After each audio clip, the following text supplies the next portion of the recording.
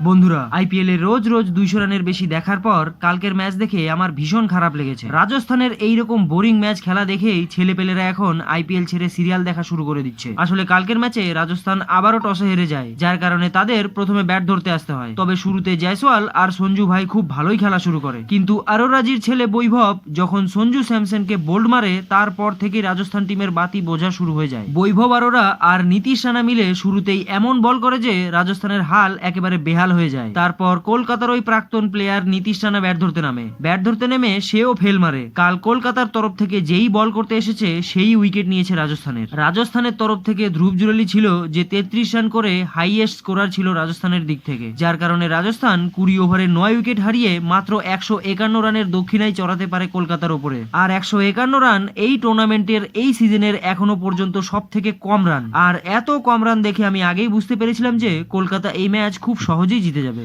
আর কলকাতার হয়ে এই সহজ কাজটা করে কুইন্টন ডিকক। তবে কাল রাজস্থান কলকাতার 1-2টি উইকেট তো নেয়, কিন্তু তাতে কলকাতার ঘন্টা কিছু যায় আসেনি। 97 রানের নট আউট ইনিংস খেলে কুইন্টন ডিকক কালকে কলকাতাকে খুব সহজেই এই সিজনের প্রথম ম্যাচ জিতিয়ে দেয়।